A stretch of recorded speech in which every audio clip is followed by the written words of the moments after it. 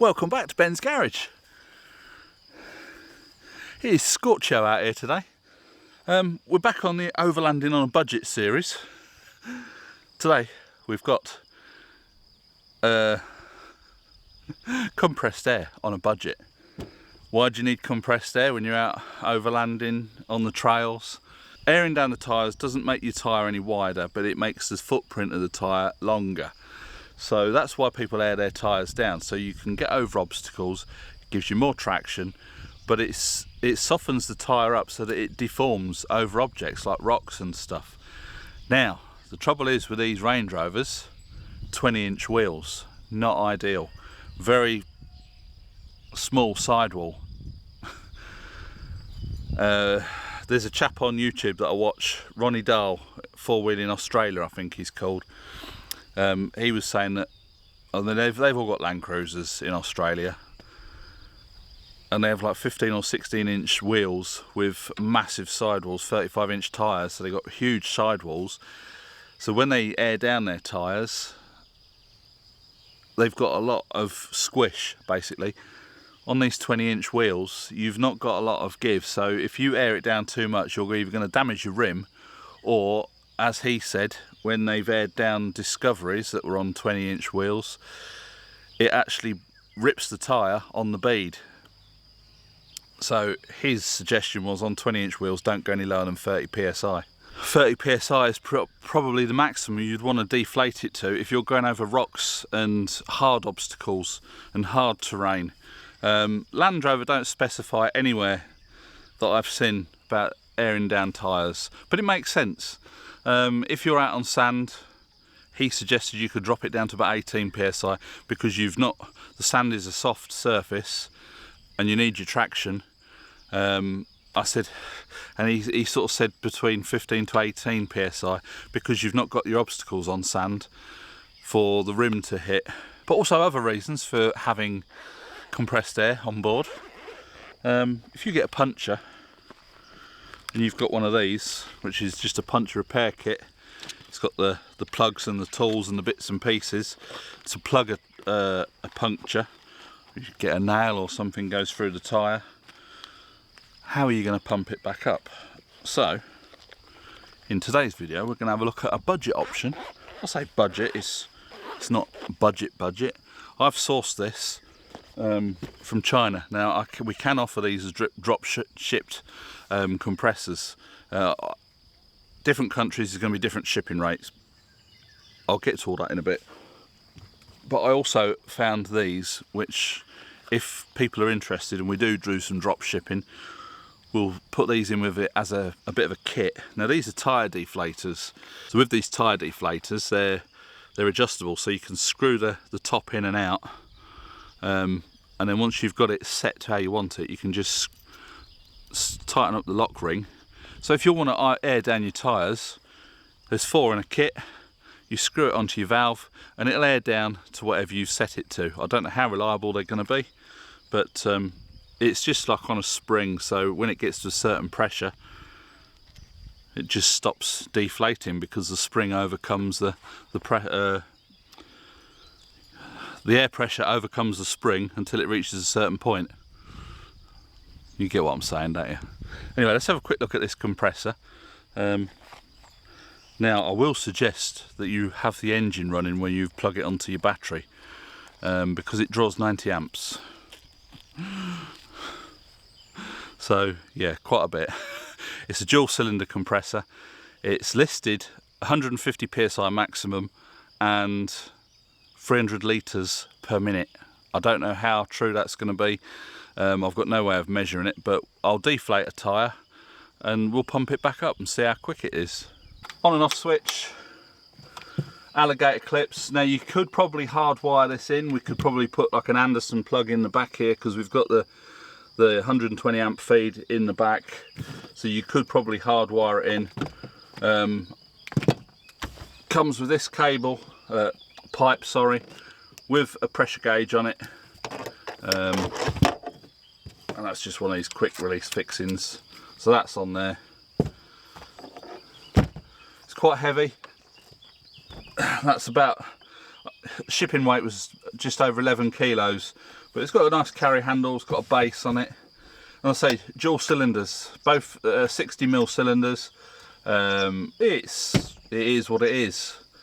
So we'll get round the front of the car, pop the bonnet, I'll deflate a tyre and we'll see what we can get.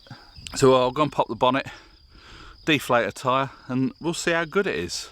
I'll obviously have to start the engine up, and I'll see if these deflators, what they're like, and what we can make of those. Right, I'm just going to adjust this, screw it right down a bit. I'll screw it right in, and we'll see what that drops it down to. We'll check the pressure afterwards. I'm just going to take the valve cap off,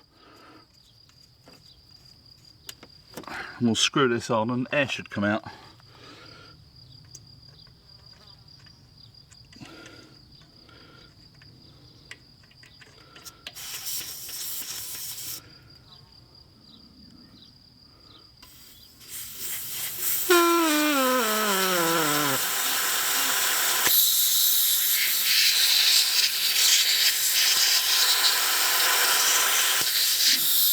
It will come out now because I've gone too far.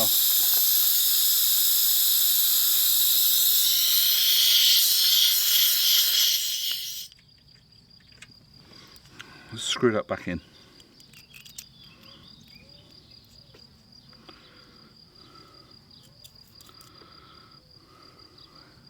Let's try again.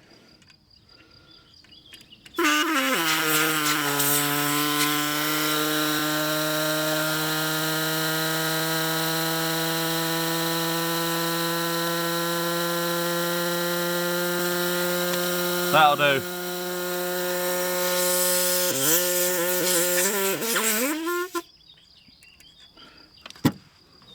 So I'm going to plug this in, screw that onto the valve, and then we'll see what sort of pressure it says.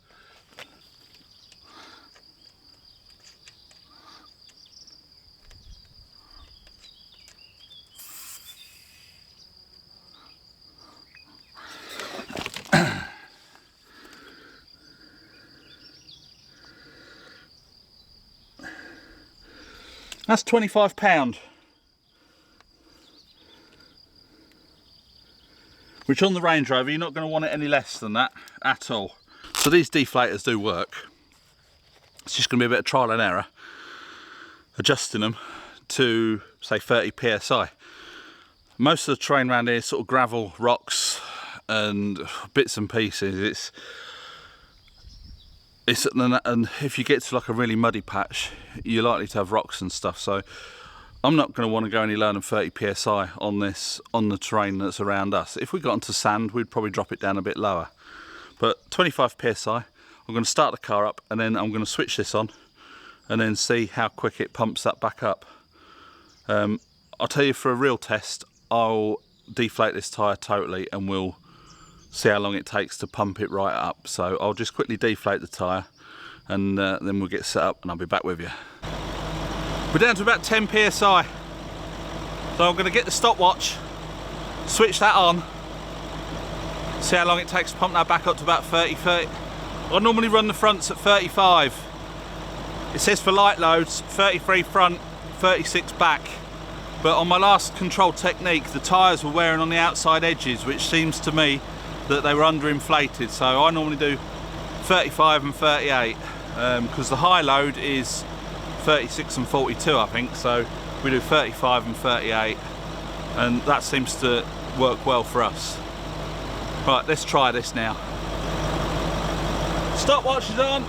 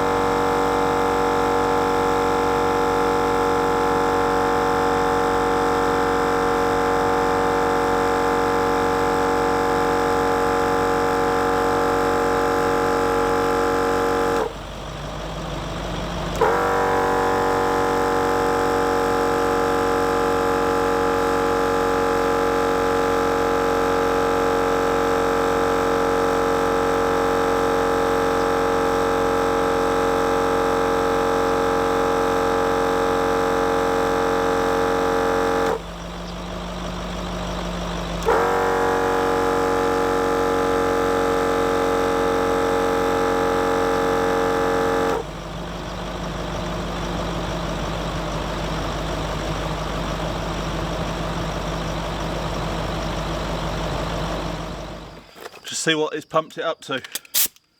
See if that gauge is accurate.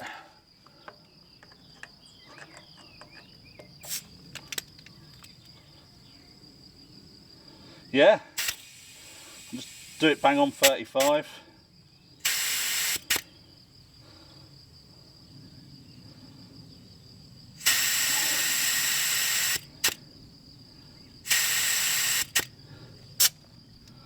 So it's pumped that tyre up from 10 psi to 35 or thereabouts.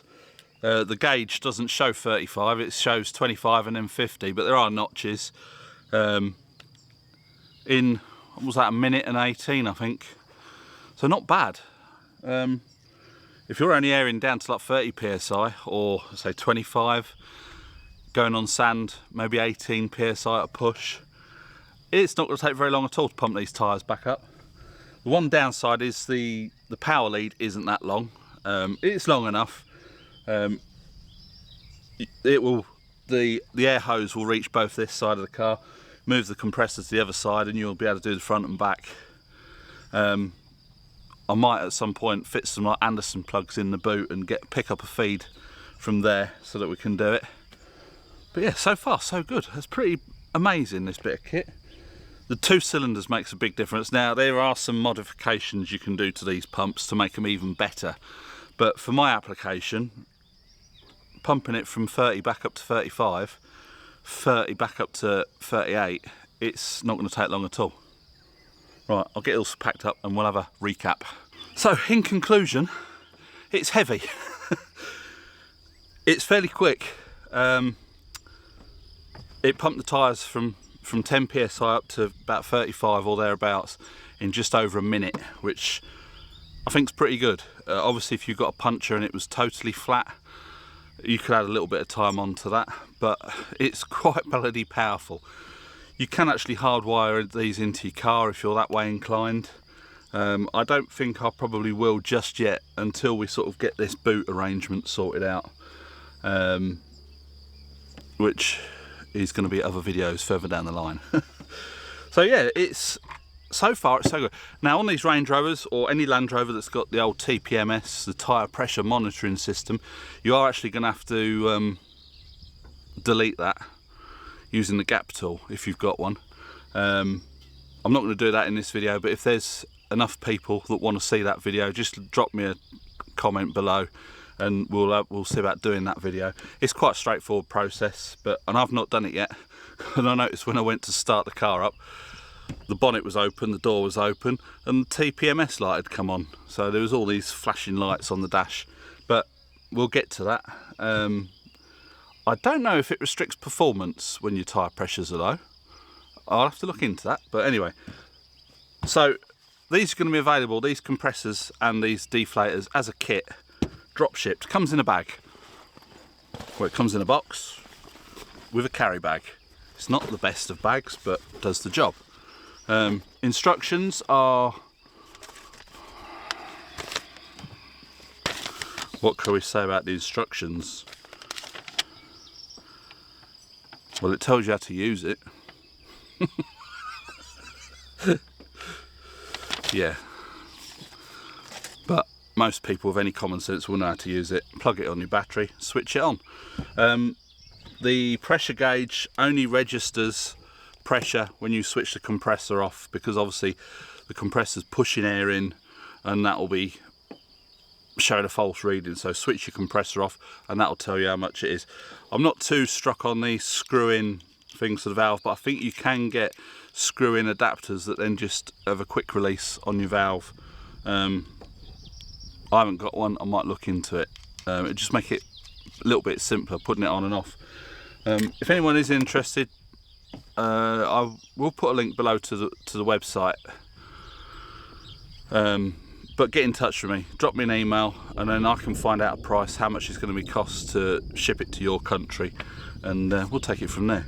Good bit of kit. Now Amazon.fr don't stock these. They stock the single cylinder version. They're about 130 euros. So these will be a little bit more, but not a lot. So I hope you enjoyed this video. Overlanding on a budget. We're back on it. We've got a few parts to sort of test out, see how it's going to work on the car, and then at some point we're going to arrange a little outing somewhere. The trouble is, it's started getting quite hot now, but we've got a few little things that we can try out in the hot weather. So I hope you enjoyed this video. Please give it a big thumbs up, subscribe if you haven't already, and we'll catch you in the next one. Bye for now.